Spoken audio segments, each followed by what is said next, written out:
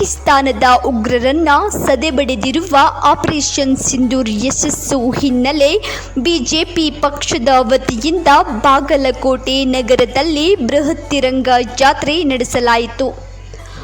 ಬಾಗಲಕೋಟೆಯ ಬಸವೇಶ್ವರ ವಿದ್ಯಾವರ್ಧಕ ಸಂಘದ ಕಾಲೇಜ್ ಆವರಣದಿಂದ ಸುಮಾರು 500 ಮೀಟರ್ ಉದ್ದದ ರಾಷ್ಟ್ರಧ್ವಜದ ಯಾತ್ರೆ ಆರಂಭಿಸಲಾಯಿತು.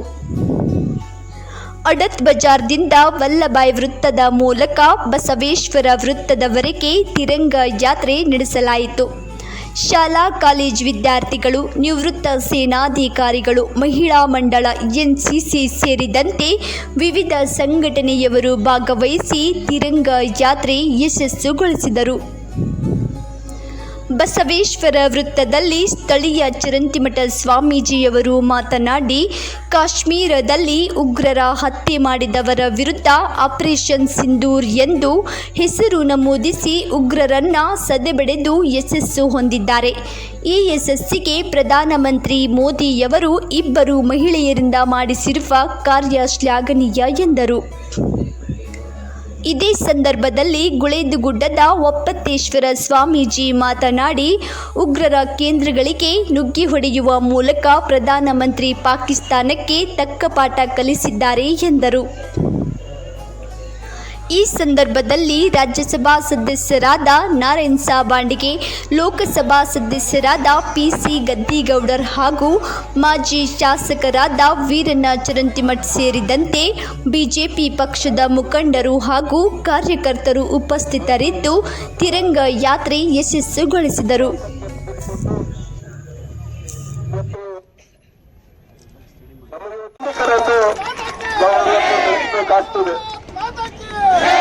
ಇವತ್ತು ಹೆಚ್ಚು ವಿಚಾರಗಳನ್ನು ನಾನು ಹೇಳಲಿಕ್ಕೆ ಬಯಸುವುದಿಲ್ಲ. ಇವತ್ತು ನಮ್ಮ ದೇಶದ ರಕ್ಷಣೆಗಾಗಿ, ನಮ್ಮ ದೇಶದ ಭದ್ರತೆಗಾಗಿ, ನಮ್ಮಲ್ಲಿ ದೇಶದೊಳಗೆ ಸಿಂಧೂರ ತಿಲಕ ಅಂತ ತಿಳ್ಕೊಂಡು ನಮ್ಮ ದೇಶದೊಳಗೆ ಭಾಳ ಪ್ರತಿಜ್ಞೆಯಾಗಿರ್ತಕ್ಕಂಥದ್ದು. ಯಾವ ಯುದ್ಧನೂ ಕೂಡ ಶಸ್ತ್ರಾಸ್ತ್ರಗಳಿಂದ ಏನೂ ಮಾಡೋಕ್ಕಾಗೋದಿಲ್ಲ. ಎಷ್ಟೋ ಜನ ಮುತ್ತೈದೆಯರನ್ನು ಭಾಗ್ಯವನ್ನು ಕಳ್ಕೊಂಡಿರ್ತಕ್ಕಂಥ ಉಗ್ರಗಾಮಿಗಳ ಹೇಯ ಕೃತ್ಯವನ್ನು ಕೂಡ ನಾವು ಉಗ್ರವಾಗಿ ಅವರನ್ನು ಪ್ರತಿಭಟನೆ ಮಾಡಬೇಕಾಗ್ತಾ ಇದೆ. ಅಂಥ ಸೈನಿಕರಿಗೆ ಒಂದು ಆತ್ಮಸ್ಥೈರ್ಯನ ತುಂಬುವಂಥ ಉದ್ದೇಶ ಇಟ್ಟುಕೊಂಡು ಬಾಗಲಕೋಟೆ ಒಳಗೆ ಇವತ್ತೆಲ್ಲರೂ ಕೂಡಿಕೊಂಡು ಪಕ್ಷ, ಜಾತಿ, ಮತ, ಪಂಥ ಎನ್ನಲಾರದೆ ಎಲ್ಲರೂ ಕೂಡ ಹೋರಾಟ ಮಾಡಿದ್ದು. ಅಂಥ ಯೋಧರಿಗೆ ಕೂಡ ಒಂದು ಧೈರ್ಯ ತುಂಬುವಂಥ ಕಾರ್ಯಕ್ರಮ. ನಮ್ಮ ದೇಶ ಶಾಂತಿಪ್ರಿಯವಾಗಿರ್ತಕ್ಕಂಥ ದೇಶ. ದೇಶಕ್ಕಾಗಿ ನಾವು ಏನು ಕೊಟ್ಟಿದ್ದೇವೆ ಆತ್ಮಾವಲೋಕನ ಮಾಡಿಕೊಳ್ಳುವಂಥ ಒಂದು ಹೋರಾಟದ ಹಿನ್ನೆಲೆ ಇಟ್ಟುಕೊಂಡು ಇವತ್ತು ಬಾಗಲಕೋಟೆ ಹೋರಾಟ ಮಾಡ್ತಾ ಇದ್ವಿ. ಯಾವ ಕಾಲಕ್ಕೂ ಕೂಡ ಮಹಾತ್ಮ ಗಾಂಧೀಜಿಯವರಾಗಲಿ, ಆಮೇಲೆ ಲಾಲ್ ಬಹದ್ದೂರ್ ಶಾಸ್ತ್ರಿ, ಜೈ ಜವಾನ್ ಜೈ ಕಿಸಾನ್, ಗುಡಿಯಾಗಿನ ದೇವ್ರಿಗಿಂತ ಗಡಿಯಾಗಿನ ದೇವರು ದೊಡ್ಡವನಂತ ತಿಳ್ಕೊಂಡು ಆ ಹಿನ್ನೆಲೆ ಒಳಗೆ ಅಂಥ ಆತ್ಮಸ್ಥೈರ್ಯವನ್ನು ತುಂಬುವಂಥ ಕಾರ್ಯಕ್ರಮ ಬಾಗಲಕೋಟೆ ನಮ್ಮದಾಗಿದೆ. ಅಂಥ ರೈತರಿಗೆ, ಸೈನಿಕರು ಕೂಡ ಒಳ್ಳೆಯದಾಗಲಿ, ಶುಭ ಹಾರೈಸುತ್ತಾರೆ. ಇವತ್ತು ಏನು ಭಯೋತ್ಪಾದಕರ ಮುಖಂಡರನ್ನು ಇವತ್ತು ಸಂಪೂರ್ಣವಾಗಿ ಮುಗಿಸಿದ್ದಾರೆ. ಅದೇ ರೀತಿ ಇವತ್ತು ಪ್ರಮುಖವಾಗಿರ್ತಕ್ಕಂಥ ವಿಚಾರ ಏನು ಅಂತ ಹೇಳಿದರೆ, ಇವತ್ತು ಭಯೋತ್ಪಾದಕರನ್ನು ಹಾಗೂ ಅವರ ಹಿಂಬಾಲಕರನ್ನು ಸಂಪೂರ್ಣವಾಗಿ ಮಟ್ಟ ಹಾಕಬೇಕು ಅನ್ನೋ ಉದ್ದೇಶದಿಂದ ಇವತ್ತು ಈ ಒಂದು ಆಪರೇಷನ್ ಸಿಂಧೂರ್ ಪ್ರಾರಂಭ ಆಗಿದೆ. ಇವತ್ತು ನಮಗೆಲ್ಲ ಗೊತ್ತಿದ್ದ ಹಾಗೆ ಸನ್ಮಾನ್ಯ ರಾಜನಾಥ್ ಸಿಂಗ್ರವರು ಕೂಡ ಇವತ್ತು ಇನ್ನೂ ಈ ಕೆಲಸ ಮುಗಿದಿಲ್ಲ. ಇವತ್ತು ಯಾರೇ ಇರಲಿ ಹುಡುಕಿ ಅವರನ್ನು ಸಂಪೂರ್ಣವಾಗಿ ಇವತ್ತು ಮಟ್ಟ ಹಾಕ್ತೇವೆ ಅನ್ನೋ ಒಂದು ಮಾತನ್ನು ಹೇಳಿದ್ದಾರೆ. ಇವತ್ತು ಸನ್ಮಾನ್ಯ ನರೇಂದ್ರ ಮೋದಿರವರು ಇವತ್ತೇನು ತಮ್ಮ ವಿವೇಚನೆಗೆ ಬಂದಿರತಕ್ಕಂಥ ಎಲ್ಲ ವಿಚಾರಗಳನ್ನು ನಮ್ಮ ದೇಶದ ಹಿತ ಕಾಪಾಡುವಲ್ಲಿ, ನಮ್ಮ ಜನರ ಒಂದು ಕಲ್ಯಾಣ ಕೆಲಸದಲ್ಲಿ ಅವರು ಭಾವಿಸಿದಂತೆ ನಡೀತಕ್ಕಂಥ ಏಕೈಕ ನಾಯಕ ಸನ್ಮಾನ್ಯ ನಮ್ಮ ನರೇಂದ್ರ ಮೋದಿಜಿಯವರು ಅನ್ನುವ ಮಾತನ್ನು ಹೇಳ್ತಾ ಈ ವಿಚಾರದಲ್ಲಿ ಬೆಂಬಲ ಕೊಡ್ತೇವೆ ಅನ್ನುವಂಥ ಮಾತನ್ನು ಹೇಳಿ ಅವರ ಹಿಂಬಾಲಕರಿಂದ ಇವತ್ತು ನಮ್ಮ ನೆಚ್ಚಿನ ಪ್ರಧಾನಮಂತ್ರಿಯವರ ಹೆಸರನ್ನು ಕಡಿಮೆ ಮಾಡಬೇಕು, ಅವರಿಗೆ ಕಳಂಕ ತರಬೇಕು ಅನ್ನೋ ಉದ್ದೇಶದಿಂದ ಇವತ್ತು ಸುಳ್ಳು ಸಂಗತಿಗಳನ್ನು ಹಬ್ಬಿಸ್ತಾರೆ. ಇವತ್ತು ನಮ್ಮ ದೇಶದ ರಕ್ಷಣೆ ಸಂದರ್ಭದಲ್ಲಿ ಅವರು ಏನೇನು ಮಾಡಬೇಕು, ಯಾವ್ಯಾವ ಕ್ರಮ ತೆಗೆದುಕೊಳ್ಬೇಕು ಅನ್ನುವ ವಿಚಾರದಲ್ಲಿ ಸನ್ಮಾನ್ಯ ನರೇಂದ್ರ ಮೋದಿರವರು ಯಾವತ್ತೂ ಕೂಡ ಹಿಂದೆ ಬಿದ್ದಿಲ್ಲ, ಮುಂದೆ ಕೂಡ ಬೀಳುವುದಿಲ್ಲ ಅಂತ ನಾನು ಹೇಳಲಿಕ್ಕೆ ಬಯಸ್ತೇನೆ. ಕೆಲಸ ಮಾಡಿದ್ದು ಅದಕ್ಕೆ ನಮ್ಮ ಪ್ರಧಾನಮಂತ್ರಿಗಳಾದ ಮೋದಿ ಈ ಒಂದು ಕಾರ್ಯಕ್ಕೆ ಅತಿ ಶೀಘ್ರವಾದಂಥ ಒಂದು ಕೆಲಸವನ್ನು ಮಾಡಿ ಉಗ್ರ ನೆಲೆಗಳನ್ನು ಓಡಿಸಬೇಕು, ಉಗ್ರವನ್ನು ನಿಲ್ಲಿಸಬೇಕು ಅಂತ ಹೇಳಿ ಆಪರೇಷನ್ ಸಿಂಧೂರನ್ನು ಅವರು ಎತ್ತಿಕೊಂಡು ಉಗ್ರವಾದಿಗಳ ನೆಲೆಗಳನ್ನು ನಾಶ ಮಾಡಿ ನಮ್ಮ ಸೈನಿಕರಿಗೆ ಒಂದು ಹುಮ್ಮಸ್ಸು ಕೊಟ್ಟು ಒಂದು ಕೆಲಸ ಮಾಡಿದ್ದಾರೆ. ಅಂತಹ ಒಂದು ಕೆಲಸಕ್ಕೆ ನಾವು ಭಾರತೀಯ ಸೈನಿಕರಿಗೆ ನಾವು ಒಂದು ಮಾಜಿ ಸೈನಿಕರಾಗಿ ಅಖಿಲ ಕರ್ನಾಟಕ ಮಾಜಿ ಸೈನಿಕರ ಸಂಘ ಜಿಲ್ಲಾಘಟಕ ಎಲ್ಲ ಅವರೊಂದಿಗೆ ಇದ್ದೇವೆ ಅಂತಕ್ಕಂಥ ನಾವು ಮಾತಾಡ್ತಾ ಇದ್ದೇನೆ. ಭಾರತ ಮಾತೆಯ ರಕ್ಷಣೆಗೆ ಕೈ ಜೋಡಿಸಿದ್ದಾರೆ. ಇವತ್ತು ನಮ್ಮ ಭಾರತ ದೇಶದ ಛಾಯ ಮಾರುವಂಥ ನರೇಂದ್ರ ಮೋದಿ ಅವರು ವಿಶ್ವಗುರು ಆಗಿ ಪಾಕಿಸ್ತಾನದಲ್ಲಿ ನಮ್ಮ ದೇಶದ ಪೈಲ್ವಾನಲ್ಲಿ 26 ಜನರ ಸಿಂಧೂರ ಅರ್ಪಿಸಿದ್ದಕ್ಕೆ 26 ನಿಮಿಷದ ಒಳಗೆ ಹಲವಾರು ಉಗ್ರವಾದಗಳನ್ನು ನಾಶ ಮಾಡಿದಂಥ ನಮ್ಮ ನರೇಂದ್ರ ಮೋದಿ ಅವರಿಗೆ ನಮ್ಮ ಭಾರತ ದೇಶದ ಸೈನಿಕರ ಬಗ್ಗೆ ಇರತಕ್ಕಂಥ ಅಭಿಮಾನ ಇಡೀ ಜಗತ್ತೇ ಮೆಚ್ಚುವಂತಾಯಿತು. ಈ ಯುದ್ಧದಿಂದ ಇಡೀ ಜಗತ್ತು ಭಾರತ ದೇಶದಲ್ಲಿ ಇರ್ತಕ್ಕಂಥ ತಾಕತ್ತು ಏನು, ಪಾಕಿಸ್ತಾನದಲ್ಲಿ ಯಾವ ರೀತಿ ಸರ್ವನಾಶ ಮಾಡಬೇಕಂತೇಳಿ ಎಲ್ಲರ ಮನಸ್ಸನ್ನು ಬೇರೆ ಕಡೆ ಒಯ್ದು ಇಡೀ ದೇಶ ಒಗ್ಗಟ್ಟಾಗಿ ಯಾವ ರೀತಿ ಹೋರಾಡಿದ ಮುಂದೆ ಇದೆ. ಇವತ್ತು ಸೈನಿಕರ ಮೇಲೆ ಎಲ್ಲ ರಕ್ಷಣೆ ಕೊಟ್ಟಂಥ ಇಡೀ ಭಾರತ ಪ್ರಜೆಗಳು ಸಿಂಧೂರಂಥ ಆಪರೇಷನ್ ಬಗ್ಗೆ ಇಡೀ ಭಾರತ ದೇಶ ಮೆಚ್ಚುವಂಥ ಸೈನಿಕರ ಬಗ್ಗೆ ಅಪಾರ ನಂಬಿಕೆ ಇದ್ದಂಥ ಈ ನಂಬಿಕೆಯನ್ನು 140 ಕೋಟಿ ಸೈನಿಕರ ಬಗ್ಗೆ ನಮ್ಮ ಪ್ರಜೆಗಳು ಇಟ್ಟಂಥ ಒಂದು ಹೆಮ್ಮೆಯನ್ನು ನಾವು ಇವತ್ತಿಗೂ ಕೂಡ ನಮ್ಮ ಎಲ್ಲ ಮಾಜಿ ಸೈನಿಕರು ಯುದ್ಧಕ್ಕೆ ಹೋಗಿ ಸದೆ ಬಡಿಬೇಕು, ಪಾಕಿಸ್ತಾನವನ್ನು ಸರ್ವನಾಶ ಮಾಡಿ ಪ್ರಕೃತಿಯನ್ನು ಮಾಡಬೇಕಂತ ಹೇಳಿ ನಮ್ಮ ಭಾರತ ಮಾತಾ ಕಿ ಜೈ. ಭಾರತ ಮಾತೆಯ ಸಿಂಧೂರಕ್ಕೆ ತಕ್ಕ ಪ್ರತಿಫಲ ಈಗ ಸಿಕ್ಕಿದೆ. ನಮ್ಮ ಮಹಿಳೆಯರ ಮೇಲೆ ಏನು ಉಗ್ರರು ದೌರ್ಜನ್ಯವನ್ನು ಮಾಡಿ ಅವರ ಪತಿಯನ್ನು ಸಾಯಿ ಹೊಡೆದಿದ್ದಕ್ಕೆ ಅವ್ರನ್ನ ನಮ್ಮ ಹೆಮ್ಮೆಯ ಪ್ರಧಾನಮಂತ್ರಿಗಳಾದ ನರೇಂದ್ರ ಮೋದಿಜಿಯವರು ಹಾಗೂ ನಮ್ಮ ದೇಶದ ರಾಷ್ಟ್ರದ ಗಡಿಯಲ್ಲಿ ಇರುವಂಥ ಸೈನಿಕರು ಅವ್ರು ಎಲ್ಲಿದ್ದಲ್ಲೇ ಹೋಗಿ ಅವ್ರನ್ನ ಹುಟ್ಟಡಗಿಸಿದ್ದಾರೆ. ಅದಕ್ಕೆ ನಮ್ಮ ಮಹಿಳೆಯರಿಗೆ ಸಿಂಧೂರಕ್ಕೆ ಪ್ರತಿಫಲ ಸಿಕ್ಕಿದಂತ ಇದೆ. ಹಾಗೂ ನಾವು ಈಗ ಬಾಗಲಕೋಟೆಯಲ್ಲಿ ತಿರಂಗ ಯಾತ್ರೆಯನ್ನು ಮಾಡಿದ್ದೇವೆ. ಎಲ್ಲ ಸಾಮಾಜಿಕ ನಾಗರಿಕರು ಎಲ್ಲರೂ ಸೇರಿ, ವಕೀಲರು, ಡಾಕ್ಟರ್ಸು ಎಲ್ಲರೂ ನಾವು ಒಂದು ಅಂತ ಹೇಳಿ ನಾವು ತಿರಂಗ ಯಾತ್ರೆಯನ್ನು ಮಾಡಿದ್ದೇವೆ. ಧನ್ಯವಾದ. ಇಂದು ನಾವು ಬಾಗಲಕೋಟೆ ಜಿಲ್ಲೆಯಿಂದ ತಿರಂಗ ಯಾತ್ರೆಯನ್ನು ಹಾಗೂ ಸಿಂಧೂರ ಅನ್ನೋ ಯಾತ್ರೆಯನ್ನು ಕೈಗೊಂಡಿದ್ದೇವೆ. ಪಾಕಿಸ್ತಾನದವರು ನಮ್ಮ ಹೆಣ್ಣು ಮಕ್ಕಳ ಸಿಂಧೂರನ್ನು ಅಳವಡಿಸಿದ್ದಕ್ಕೆ ಆ ಸಿಂಧೂರಿನ ಬೆಲೆ ಏನಂತೇಳಿ ನಾವೀಗ ತಿಳಿಸ್ಕೊಟ್ಟಿದ್ದೀವಿ.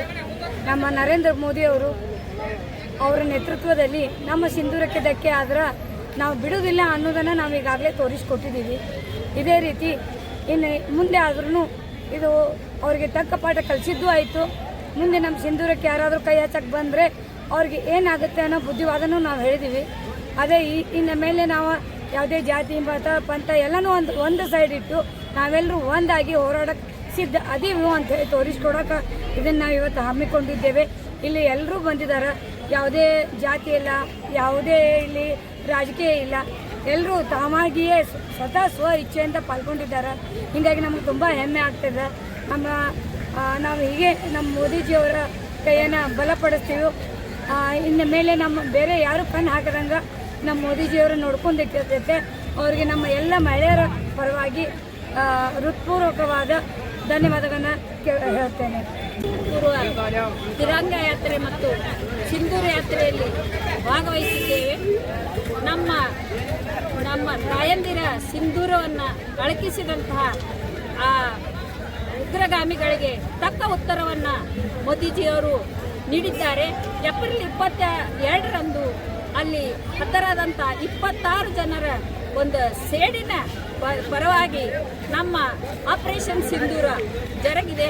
ಕೇವಲ 23 ನಿಮಿಷದಲ್ಲಿ ಪಾಕಿಸ್ತಾನದಲ್ಲಿ 9 ಉಗ್ರರ ನೆಲೆಗಳನ್ನು ನಾಶ ಮಾಡಿ ಬೇರೆ ಯಾರಿಗೂ ಹಾನಿ ಮಾಡದೆ ನಮ್ಮ ವೈಮಾನಿಕರು ಹೊರಳಿ ಬಂದಿದ್ದಾರೆ. ಅದೇ ರೀತಿ ಗಡಿಯಲ್ಲಿ ನಡೀತಿರುವಂಥ ಚಕಮಕಿಯಲ್ಲಿ ನಮ್ಮ ದೇಶವನ್ನು ರಕ್ಷಿಸುತ್ತಿರುವ ಒಂದು ಯೋಧರಿಗೆ ನಾವೆಲ್ಲರೂ ಸೇರಿ ಇವತ್ತು ಅವರ ಕಾರ್ಯವನ್ನು ಶ್ಲಾಘಿಸುತ್ತಿದ್ದೇವೆ. ಯಾವ ರೀತಿ ನಮ್ಮ ಮೇಲೆ ನಡೆಯುತ್ತಿರುವಂತಹ ವೈಮಾನಿಕ ದಾಳಿಯನ್ನು, ನಮ್ಮ ಗುಡಿಗಳನ್ನು, ನಮ್ಮ ಮಂದಿರಗಳನ್ನು ರಕ್ಷಣೆ ಮಾಡಲು ನಿಂತು ಅವರು ಪಾಕಿಸ್ತಾನದಲ್ಲೂ ಹಾಕಿದಂತಹ ವಿಮಾನಗಳನ್ನು ಅಲ್ಲಿಯೇ ಧ್ವಂಸ ಮಾಡಿದಂತಹ ನಮ್ಮ ಎಲ್ಲ ಯೋಧರಿಗೆ, ನಮ್ಮ ಕಾರ್ಯಪಡೆಗೆ ನಾವು ಈ ಮೂಲಕ ಅಭಿನಂದನೆಗಳನ್ನು ತಿಳಿಸುತ್ತೇವೆ. ಮೋದಿಜಿ ಆಗೆ ಬಡೋ, ಹಮ್ ತುಮಾರೆ ಸಾಥ್ ಹೈ. ಜೈ ಹಿಂದ್, ಜೈ ಕರ್ನಾಟಕ. ನಮ್ಮ ಈ ದೇಶದ ಪ್ರಧಾನಮಂತ್ರಿಗಳಾದ ನರೇಂದ್ರ ಮೋದಿ ಅವರ ಮಹಿಳೆಯರಿಗೆ ಸಮಾನತೆಯನ್ನು ಒದಗಿಸಿಕೊಟ್ಟಿದ್ದು ಈಗಂತೂ ನಾವು ನೋಡಾತಾ ಇದ್ದೀವಿ. ಎಲ್ಲ ಕ್ಷೇತ್ರಗಳಾಗೂ ಮಹಿಳೆಯರಿಗೆ ಸಮಾನತೆಯನ್ನು ಕೊಟ್ಟಾರೆ. ಅದನ್ನು ಈಗ ಮಾನ್ಯ ಪಹಲ್ಗಾಮ್ ದಾಳಿ ಆದಮೇಲೆ ಇದು ಸಿಂಧೂರ ಯಾತ್ರೆಯನ್ನು ಆಪರೇಷನ್ ಸಿಂಧೂರವನ್ನು ಇದು ಮಾಡಿದಾಗ ಮಹಿಳೆಯರನ್ನ ಮುಂದೆ ಇರಬೇಕು ಅಂತ ಅವ್ರ ನೇತೃತ್ವದೊಳಗೆ ಈಗ ಸೋಫಿಯಾ ಕುರೇಶ್ ಮತ್ತು ವುಮೆನ್ಸ್ ಓಮಿತಾ ಸಿಂಗ್ ಅವ್ರನ್ನ ನೇತೃತ್ವದೊಳಗೆ ನಮ್ಮ ದೇಶದ ಹೆಣ್ಣುಮಕ್ಕಳ ಶಕ್ತಿಯನ್ನು ಏನನ್ನೋದನ್ನು ತೋರಿಸಿಕೊಟ್ಟಾರ. ಈಗಿನ ಅವರಿಬ್ಬರನ್ನ ನೋಡ್ರಿ ನನಗನ್ನಿಸ್ತೈತಿ ಈ ಮುಂಚೆ ನಾವೆಲ್ಲ ರಾಣಿ ಚೆನ್ನಮ್ಮ, ಝಾನ್ಸಿ ರಾಣಿ ಲಕ್ಷ್ಮೀಬಾಯಿ, ಅಹಲ್ಯ ಹೋಳ್ಕರ್ ಅವ್ರನ್ನ ಮಾಡಿ ಅವರ ಮಾತು ಹುಟ್ಟಿ ಬಂದಾರೇನೋ, ಇವ್ರ ರೂಪನ್ಯಾಗ ಅದಾರೇನೋ ಅನ್ನುವಂಥ ಫೀಲ್ ನಮಗೆ ಬರ್ತೈತಿ. ಅವ್ರನ್ನ ನೋಡ್ರೆ ನಾವು ನಾರಿ ಶಕ್ತಿ ದೊಡ್ಡದಾದ, ನಾವು ಸುಮ್ಮನೆ ಈ ಥರ ದಾಳಿಗಳಾದಾಗ ಮೊದಲು ಮಹಿಳೆಯರನ್ನ ಇದಕ್ಕೆ ಮುಂದಾಗಬೇಕು ಅಂತ ಕಾಂಗ್ರೆಸ್ ಪಕ್ಷದ 2 ವರ್ಷದ ಸಾಧನೆ ಕೇವಲ ನಾಮಕೆ ವಾಸ್ತವವಾಗಿದೆ ಎಂದು ರಾಜ್ಯಸಭಾ ಸದಸ್ಯರಾದ ನಾರಾಯಣ್ ಸಾಬಾಂಡ್ಗೆ ತಿಳಿಸಿದರು. ಅವರು ನವನಗರದ ಬಿಜೆಪಿ ಪಕ್ಷದ ಕಚೇರಿಯಲ್ಲಿ ಮಾಧ್ಯಮ ಪ್ರತಿನಿಧಿಗಳೊಂದಿಗೆ ಮಾತನಾಡುತ್ತಾ 2 ವರ್ಷದಲ್ಲಿ ರಾಜ್ಯದಲ್ಲಿ ಕೊಲೆ, ಸುಲಿಗೆ, ದರೋಡೆ ಹೆಚ್ಚಾಗಿದೆ, ಭ್ರಷ್ಟಾಚಾರ ಹೆಚ್ಚಾಗಿದೆ. ಇವುಗಳ ಬಗ್ಗೆ ಹೇಳಲು ಕಾಂಗ್ರೆಸ್ ಪಕ್ಷದವರು ಸಾಧನಾ ಸಮಾವೇಶ ಮಾಡುತ್ತಿದ್ದಾರೆ ಎಂದು ವ್ಯಂಗ್ಯವಾಡಿದರು. ಇದೇ ಸಮಯದಲ್ಲಿ ಬಿಜೆಪಿ ಪಕ್ಷದ ಜಿಲ್ಲಾಧ್ಯಕ್ಷರಾದ ಎಸ್.ಟಿ. ಪಾಟೀಲ್ ಮಾತನಾಡಿ, ಹಿಂದೆ ಬಾದಾಮಿ ಮತಕ್ಷೇತ್ರದ ಶಾಸಕರಾಗಿದ್ದ ಮುಖ್ಯಮಂತ್ರಿ ಸಿದ್ದರಾಮಯ್ಯ ಕ್ಷೇತ್ರದ ಅಭಿವೃದ್ಧಿಗಾಗಿ ನಮ್ಮ ಬಿಜೆಪಿ ಪಕ್ಷದ ಸಿಎಂ ಬಸವರಾಜ ಬೊಮ್ಮಾಯಿ ಅವರಿಗೆ ಪತ್ರ ಬರೆದು ವಿವಿಧ ಯೋಜನೆಗಳಿಗೆ ಹಣಕಾಸಿನ ನೆರವು ಕೇಳುತ್ತಿದ್ದರು. ಈಗ ಏಕೆ ಸುಮ್ಮನಿದ್ದಾರೆ? ಬಾದಾಮಿಯಲ್ಲಿ ಸಾಕಷ್ಟು ಸಮಸ್ಯೆಗಳು ಇವೆ, ಅವುಗಳ ಅಭಿವೃದ್ಧಿಪಡಿಸಬೇಕು. ಜಿಲ್ಲೆಯಲ್ಲಿ ಯುಕೆಪಿ ಯೋಜನೆ ಸೇರಿದಂತೆ ಇತರ ಅಭಿವೃದ್ಧಿ ಬಗ್ಗೆ ಗಮನ ಹರಿಸಿ ಎಂದು ಒತ್ತಾಯಿಸಿದರು. ಸಂಸದರಾದ ಪಿಸಿ ಗದ್ದಿಗೌಡರ್ ಮಾತನಾಡಿ, ಇದೇ ಮೇ 22ರಂದು ಬಾಗಲಕೋಟೆಯ ರೈಲು ನಿಲ್ದಾಣದ ನೂತನ ಕಟ್ಟಡ ಉದ್ಘಾಟನೆ ಆಗಲಿದೆ. ಪ್ರಧಾನಮಂತ್ರಿಯವರು ಆನ್ಲೈನ್ ಮೂಲಕ ಚಾಲನೆ ನೀಡಲಿದ್ದಾರೆ. ರಾಜ್ಯದ ರೈಲು ಸಚಿವರಾದ ವಿ ಸೋಮಣ್ಣನವರು ಭಾಗವಹಿಸಲಿದ್ದಾರೆ ಎಂದು ತಿಳಿಸಿದರು. ಸಾಧನೆ ಅಂತೇಳಿ ಹೇಳ್ಬೋದು. ಬಹುಶಃ ಅವ್ರ ಸಾಧನೆ ಒಳಗೆ ನಾಳೆ ಅದನ್ನು ಹೇಳ್ಕೋಬಹುದು ಅವರು. ಇಲ್ಲ ಅದನ್ನು ಬಿಟ್ಟು ನಾವು ಆ ಅಭಿವೃದ್ಧಿ ಮಾಡಿವಿ, ಈ ಅಭಿವೃದ್ಧಿ, ಯಾವ ಅಭಿವೃದ್ಧಿನೂ ಅವ್ರ ಕಡೆಯಿಂದ ಸಾಧ್ಯ ಆಗಿಲ್ಲ. ಆದ್ದರಿಂದ ಇವತ್ತು ನಮ್ಮ ಜಿಲ್ಲೆಗೂ ಸಹಿತ ಅವರ ಯಾವುದೇ ಕೊಡುಗೆ ಇಲ್ಲ. ಇಲ್ಲಿಯೂ ಸಹಿತ ಅವರು ಏನೂ ಸಾಧನೆಗಳನ್ನು ಮಾಡಿಲ್ಲ, ಸಾಧನೆ ಶೂನ್ಯ. ಬಹುಶಃ ಸಿದ್ದರಾಮಯ್ಯನವರಿಗೆ ಬಾಗಲಕೋಟೆ ಜಿಲ್ಲೆಯಿಂದ ಅವರಿಲ್ಲೇ ನಮ್ಮ ಜಿಲ್ಲೆಯಿಂದ ಅವರಿಗೆ ರಾಜಕೀಯವಾಗಿರತಕ್ಕಂಥ ಪುನರ್ಜನ್ಮ ಸಿಕ್ಕಿದ್ದು. ಬಾದಾಮಿಯ ಶಾಸಕರಾಗಿರ್ತಕ್ಕಂಥ ಸಂದರ್ಭದೊಳಗೆ ಅವರು ನಮ್ಮ ಸರ್ಕಾರ ಇತ್ತು ಅವತ್ತು, ಬೊಮ್ಮಾಯಿ ಅವರ ಸರ್ಕಾರದೊಳಗೆ ಕೇವಲ ಪತ್ರ ಬರೀತಿದ್ರು ಅವರು, ನನ್ನ ಕ್ಷೇತ್ರಕ್ಕೆ ಇಷ್ಟು ಅನುದಾನ ಕೊಡ್ರಿ, ಈ ಕೆಲಸ ಮಾಡಿಕೊಡ್ರಿ. ಇವತ್ತು ಅವ್ರು ಮುಖ್ಯಮಂತ್ರಿ ಆದ ನಂತರ ಇಲ್ಲಿ ಕೆಲಸ ಮಾಡಬೇಕಾಗಿತ್ತು, ಕೆಲಸ ಮಾಡಿಲ್ಲ, ಕೇಂದ್ರಕ್ಕೆ ಪತ್ರ ಬರೆದು ಅವ್ರು ಬಹುಶಃ ಸಿದ್ದರಾಮಯ್ಯ ಅನ್ನೋದ್ರ ಬದಲಿ ಪತ್ರರಾಮಯ್ಯ ಅಂತೇಳಿ ಅಂದ್ರೂ ತಪ್ಪಾಗಲಿಕ್ಕಿಲ್ಲ ಅಂತಕ್ಕಂಥ ಮಾತು. ಯಾಕಂದ್ರೆ ಬರೇ ಪತ್ರ ಬರೆಯೋದ ಸಾಧನೆ ಆಗಬಾರ್ದು, ಕೆಲಸ ಮಾಡಿ ತೋರಿಸ್ಬೇಕು. ಅವತ್ತು ಅವ್ರು ಪತ್ರ ಬರೆದಿದ್ರು, ವಿರೋಧ ಪಕ್ಷದೊಳಗಿದ್ರು, ಒಪ್ಕೊಳ್ಳೋಣ. ಇವತ್ತೇನಾಗಿದೆ, ಅವರೇ ಮುಖ್ಯಮಂತ್ರಿ ಆಗಿದ್ದಾರೆ. ಇವತ್ತು ಏನಾದರೂ ಕೊಡುಗೆ ಕೊಡಬೇಕಾಗಿತ್ತಲ್ಲ, ಜಿಲ್ಲೆಗೆ ಆಗಲಿ ಬಾದಾಮಿ ಕ್ಷೇತ್ರಕ್ಕಾಗಲಿ. ಏನೂ ಇಲ್ಲ, ಏನು ಕೊಡುಗೆನೂ ಇಲ್ಲ. ಆದ್ದರಿಂದ ಇವತ್ತು ನಮ್ಮ ಜಿಲ್ಲೆಯೊಳಗೂ ಯಾವುದೇ ಇವತ್ತು ಕೃಷ್ಣ ಯುಕೆಪಿ ಇರ್ಬೋದು, ಬೇರೆ ಬೇರೆ ಕೆಲ ಕಾರ್ಯಗಳಿಗಿರ್ಬೋದು, ಯಾವುದೇ ರೀತಿಯ ಹಣಕಾಸಿನ ನೆರವನ್ನು ಒದಗಿಸಿದೆ. ಬರೇ ಅವ್ರದ್ದು ಘೋಷಣೆ ಅಷ್ಟೇ, ಏನೇನು ಕಾರ್ಯಗಳು ಇಲ್ಲ, ಕೆಲಸಗಳಿಲ್ಲ. ಇವತ್ತು ನಾವು ಅವರನ್ನು ಕೇಳಲಿಕ್ಕೆ ಬಯಸ್ತೀವಿ. ನಾವು ಜಿಲ್ಲೆಯಲ್ಲಿ ಇವತ್ತು ನಮ್ಮ ಜಿಲ್ಲೆಯೊಳಗಂತೂ ಗೊತ್ತಿದೆ ಯಾವುದೇ ರೀತಿ ಕಚೇರಿಗಳು ಇವತ್ತು ಪೊಲೀಸ್ ಠಾಣೆಗಳಿರ್ಬೋದು, ಸರ್ಕಾರಿ ಕಚೇರಿಗಳು ಕಾಂಗ್ರೆಸ್ ಕಚೇರಿಗಳಾಗಿ ಕೆಲಸ ಮಾಡ್ತಾ ಇದ್ದಾವೆ. ಅಲ್ಲಿ ಜನಸಾಮಾನ್ಯರಿಗೆ ಯಾವುದೇ ರೀತಿಯ ಗೌರವ ಇಲ್ಲ. ಅಧಿಕಾರಿಗಳ ದರ್ಪಣೆ ಅಲ್ಲಿ ನಡೆಯೋದು. ಕಾಂಗ್ರೆಸ್ನ ಏಜೆಂಟ್ರಂತೆ ಕೆಲಸ ಮಾಡ್ತಾ ಇದ್ದಾರೆ ಇವತ್ತು ಅಧಿಕಾರಿಗಳು. ಆದ್ದರಿಂದ ಇದು ನಿಲ್ಲಬೇಕು. ಇದನ್ನು ನಿಲ್ಲಿಸದೇ ಇದ್ದರೆ ನೀವು ಯಾವ ಪುರುಷಾರ್ಥಕ್ಕೆ ಈ ಸಾಧನ ಸಮಾವೇಶ ಮಾಡ್ತೀರಿ? ಜನರಿಗೆ ಯಾವುದೇ ರೀತಿ ಅನುಕೂಲ ಇಲ್ಲ ಅಂತ ಅಂದ ಸಂದರ್ಭದೊಳಗೆ ನಿಮ್ಮ ಸಾಧನೆ ಶೂನ್ಯ ಅಂತಲೇ ಹೇಳಬೇಕಾಗತ್ತೆ ನಾವು. ಇವತ್ತು ದುರ್ದೈವಂತರ ದೇಶ ಒಂದು ಯುದ್ಧದ ಸಂದರ್ಭದಲ್ಲಿ ಇದ್ದಾಗ ಇವರು ಸಾಧನೆ ಸಮಾವೇಶ ಮಾಡ್ತಾರಂತಂದರೆ ಇವ್ರಿಗೆ ಏನು ಎಂತ ಹೇಳಬೇಕು? ಕೆಲವೊಮ್ಮೆ ಬಿರುಸಾದಂಥ ಶಬ್ದಗಳು ಬರ್ತದೆ. ನಿಮಗೆ ನಾಚಿಕೆ ಇಲ್ಲ ಅಂತ ಹೇಳಬೇಕಾಗ್ತದೆ. ಸಾಧನಾ ಸಮಾವೇಶ ಮಾಡ್ತೀರಿ ದೇಶ ಯುದ್ಧದ ಪರಿಸ್ಥಿತಿಯಲ್ಲಿ. ಮತ್ತು ಅವರು ಹಂಚಿಕೊಂಡಾರ. ಕೆಲವರು ಸರ್ಕಾರ ಮಾಡ್ತಕ್ಕಂಥ ಈ ಯುದ್ಧ ಇದಕ್ಕೆ ನಮ್ಮ ಬೆಂಬಲವರು ಅಂತ ಖರ್ಗೆನ ಹಿಡ್ಕೊಂಡು, ಕೆಲವರು ರಾಹುಲ್ ಗಾಂಧೀಜಿ ಅವರು ಹಿಡ್ಕೊಂಡು ಹೇಳ್ತಾರೆ. ಇಲ್ಲಿ ಕೆಲವು ಪುಡಿ ಕಾಂಗ್ರೆಸ್ಸಿನ ಹೀರೋಗಳದಾರ. ಅವ್ರು ಹೇಳ್ತಾರೆ, ಯುದ್ಧ ಯಾಕೆ ನಿಲ್ಲಿಸಿದ್ರಿ, ಯುದ್ಧ ಯಾಕೆ ಮಾಡಿರಿ? ಅಮ್ಮ ನಿಮಗೆ ಗೊತ್ತೇ ಇಲ್ಲ ಅಂದಂಗತ್ತಲ್ಲ. ಯುದ್ಧ ಯಾಕೆ ಆಯಿತು ಅನ್ನೋದು ಗೊತ್ತಿಲ್ಲ. ಯಾಕೆ ನಿಲ್ಲಿಸಿದ್ರು ನಿಮ್ಮ ಕೆಲಸ ಇದು. ಅರೆ ಸೈನ್ಯ ನಿರ್ಣಯ ತಗೋತದೆ ಏನು ಮಾಡಬೇಕು, ಯಾವ ಸಂದರ್ಭದಲ್ಲಿ ಏನು ಮಾಡಬೇಕು. ಅಷ್ಟು ಫ್ರೀ ಹ್ಯಾಂಡು ಕೇಂದ್ರ ಸರ್ಕಾರ ಕೊಟ್ಟದ ಸೈನಿಕರಿಗೆ. ಹೀಗಾಗಿ ಇವತ್ತು ಗೆಲುವಿನತ್ತ ಹೋಗ್ತಾ ಇದ್ದೀವಿ. ಜಗತ್ತಿನ ಮುಂದೆ ನಾವು ಪಾಕಿಸ್ತಾನಕ್ಕೆ ಬತ್ತಲೆ ಮಾಡಿ ಗೊತ್ತಾಗೋದಿಲ್ಲ. ಅವ್ರು ಯಾರು? ಹುಬ್ಳಿ ಧಾರವಾಡದ ಉಸ್ತುವಾರಿ ಮಂತ್ರಿ ಲಾಡ ಅಲ್ಲ, ಸಂತೋಷ್ ಲಾಡ್. ಏನು ಮಾತ್ರ ಸ್ವಲ್ಪ ಇಂಗ್ಲೀಷ್ ಕಲ್ತಂಗೆ ಕಾಣಿಸ್ತೈತಿ. ಮನುಷ್ಯ ಮಾತಾಡ್ತಾನೆ ಇಂಗ್ಲೀಷ್ ಒಳಗೆ. ಏನು ಯಾರಿಗೆ ಕೇಳಿ ನಿಲ್ಲಿಸ್ಬೇಕು? ನೀನು ಕೇಳಿ ನಿಲ್ಲಿಸ್ಬೇಕಾ? ನೀನು ಕೇಳಿ ಯುದ್ಧ ಮಾಡಬೇಕಾ? ಟ್ರಂಪ್ ಮಾತು ಕೇಳಿ ನಾವು ನಿಲ್ಲಿಸಿವಂತ. ಇನ್ನು ಟ್ರಂಪ್ ಬಂದು ನಿನ್ನ ಕಿವಿಯೊಳಗೆ ಹೇಳಿದ ನಿಲ್ಲಿಸ್ತೀವಂತ. ಯಾವ ವಿಷಯ ಯಾರು ಮಾತಾಡಬೇಕು? ನಮ್ಮ 22ನೇ ತಾರೀಕಿನಂದು ಬಾಗಲಕೋಟೆ ಹೊಸದಾಗಿ ನಿರ್ಮಾಣವಾಗಿರ್ತಕ್ಕಂಥ ಸ್ಟೇಷನ್ ಉದ್ಘಾಟನೆ ಕಾರ್ಯಕ್ರಮ ಇದೆ.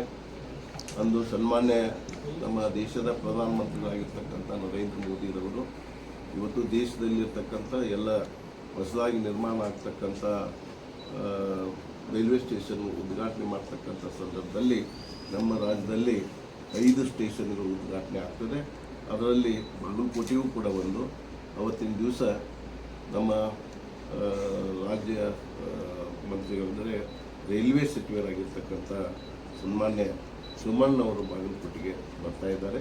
ಇವತ್ತು ನಾನು ತಮ್ಮ ಮೂಲಕ ನಮ್ಮ ಜನಗಳಿಗೆ, ನಮ್ಮ ಈ ಭಾಗದ ಜನರಿಗೆ ವಿನಂತಿಯನ್ನು ಮಾಡ್ಕೊಳ್ತೇನೆ. ಅವತ್ತು ನಮ್ಮ ಬಹಳಷ್ಟು ಜನ ಬರಬೇಕು.